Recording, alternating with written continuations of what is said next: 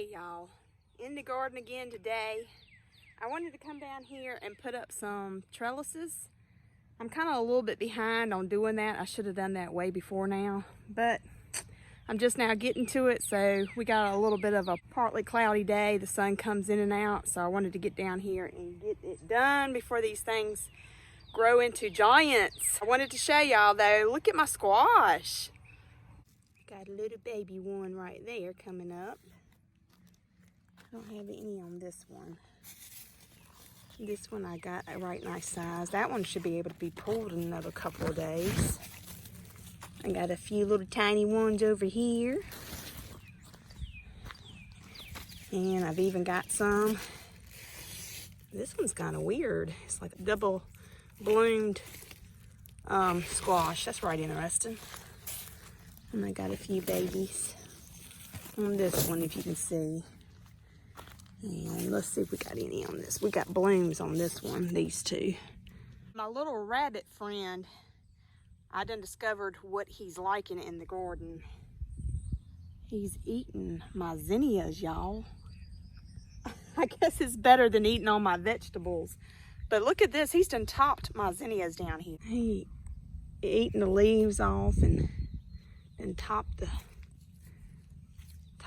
tops of those.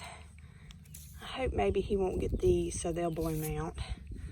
But these sadly are spent because he nipped them off, and he got my other one over here, my other two that I had over here. He cleaned them up pretty good. Got some remains over here.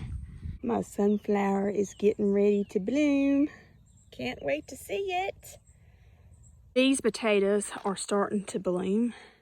So most of the time when your potato plants, especially small kinds, start to bloom like that, that's a sign that it's ready for you to harvest your potatoes.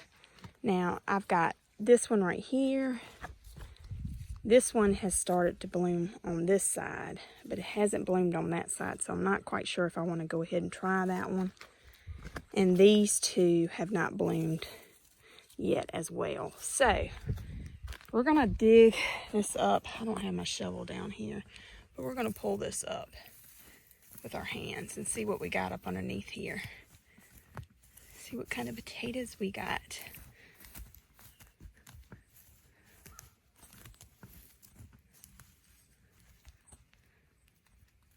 I'm gonna have to dig deep. Try to pull it. Maybe if I can pull the whole plant up. Let's see what we got. Oh, that's not too shabby, y'all. Look at there. All right, that's one. Let's see what else we got. Ooh, that's a little tiny one that was forming. Let's see if I dig deeper.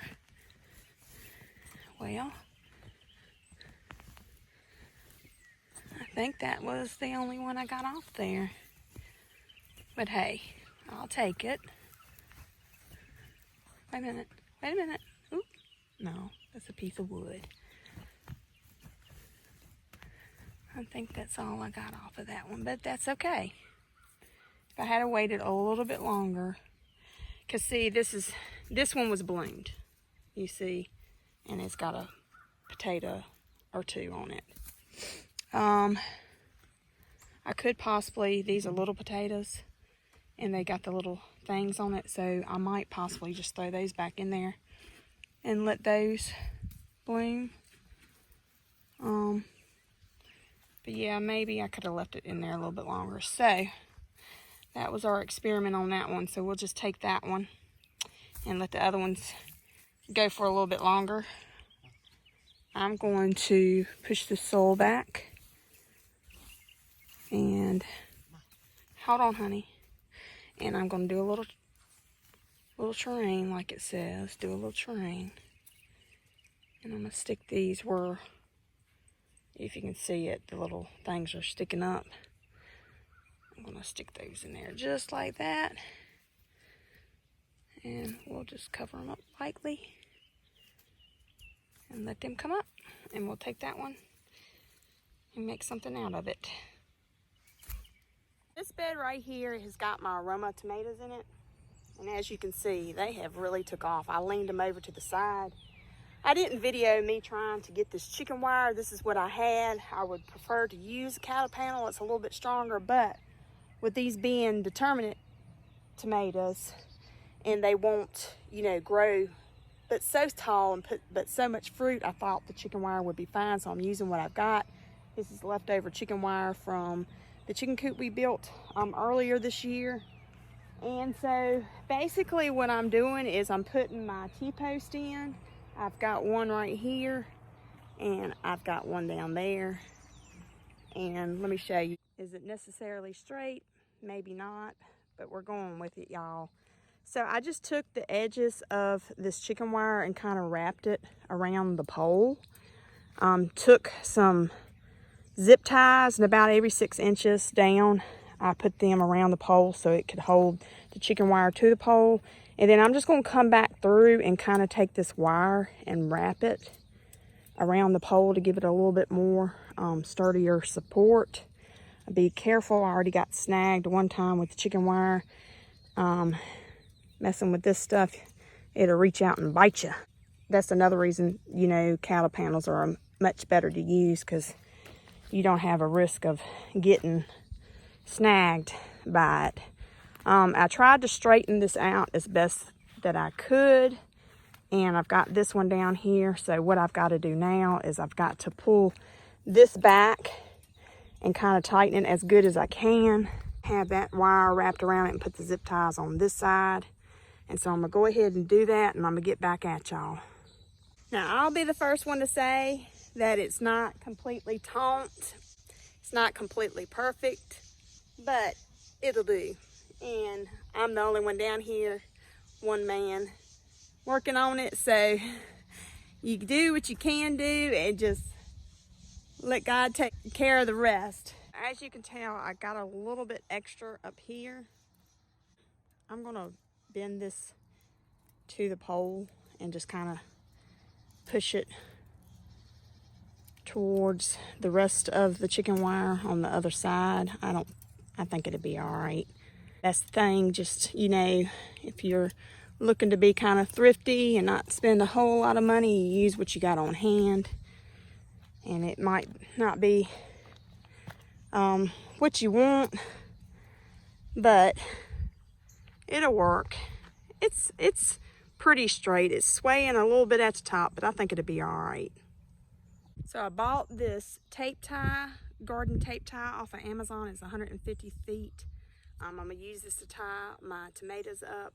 This is really good because it allows it to stretch so that your tomatoes don't grow into it and get cut by it or whatever. You can use old t-shirts, twine, anything that you got on hand. I have not used this before, but I've heard great reviews on it.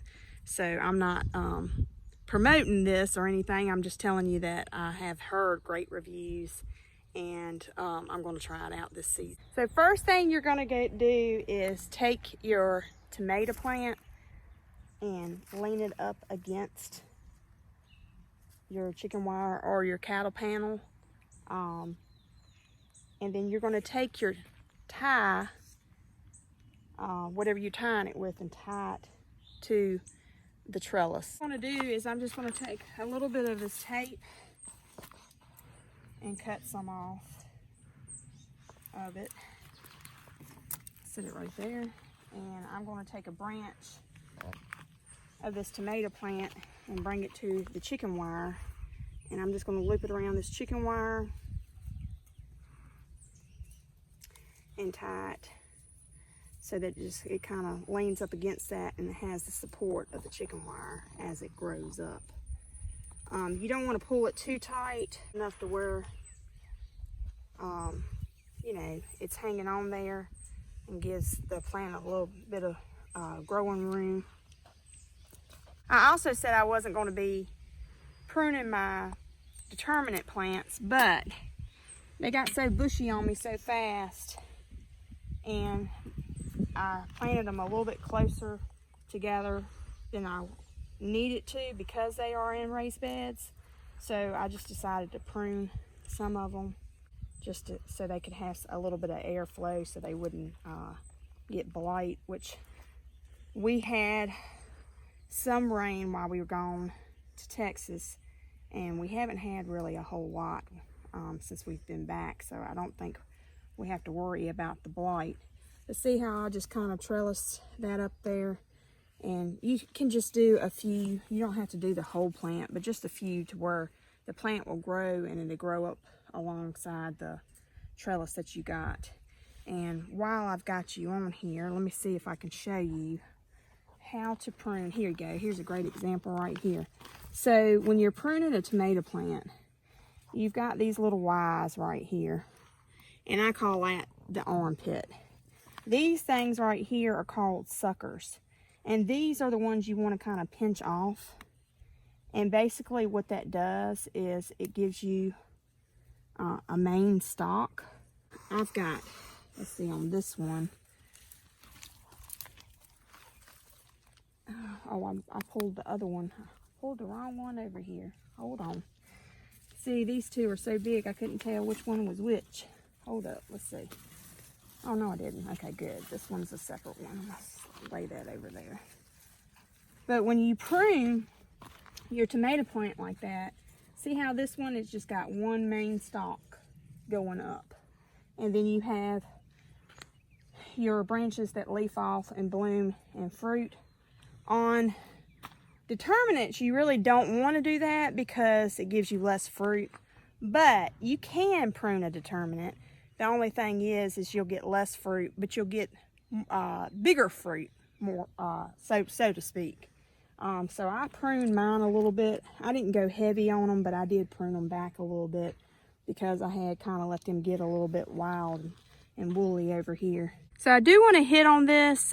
This is what not to do, but I've got my reasons for why I am doing it. But if you can tell, my tomato plant starts growing up out of the ground right here, and you can see how much of a distance I have from the pole. And the reason why I did that is because I've got these three over here, and I'm trying to use what I've got.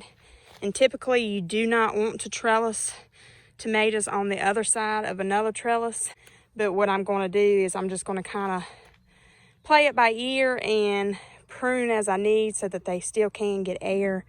And down at the bottom, now this is something that you can do. A lot of these leaves at the bottom of the very base of the plant, they will get yellow and blighted.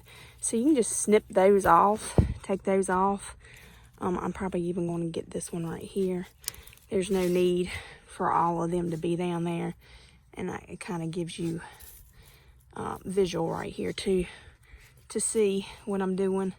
And I'm just pulling some of these ones at the bottom that will get a lot of splash up anyway. Typically you would want to prune your tomatoes at the base, maybe about right up to here, or even more, because a lot of times when you get a lot of rain, this right here gets splashed up on and they kind of start to yellow a little bit. Let me see if I can show you a prime example. See how much yellower that leaf is compared to this leaf right here.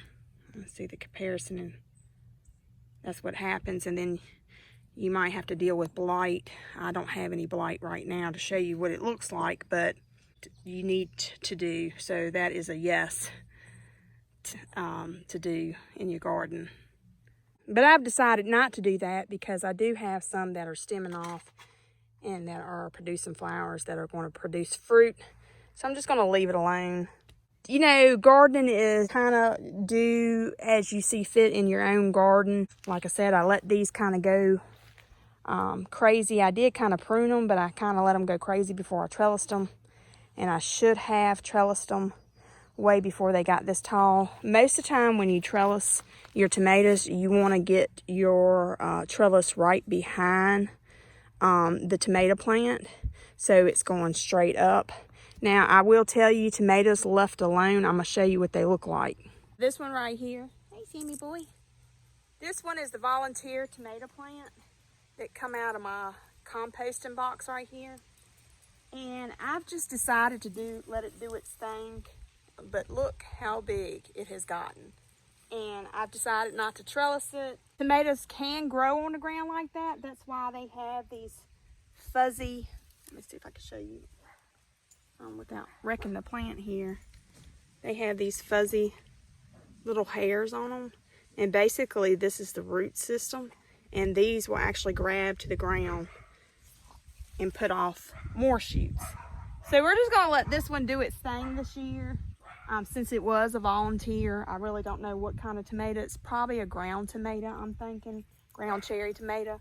But we're gonna let it do its thing and just see what it does, you know, without trellising it or anything. You don't necessarily have to trellis your plants, but it just keeps the blight off of it. It keeps them a lot healthier when you prune them. It gives you bigger fruits. So you decide on what you would like to do in your garden. And look, it is already putting off some tomatoes. Now they look kind of oval shaped like a Roma tomato. So I don't know if that's a ground cherry or a Roma, but it's already putting some fruit off. This fence I got off of the chain link fence. We had some extra left, so I'm gonna utilize it. Probably not quite the height that I want it, but I think it'll work just fine using what I got.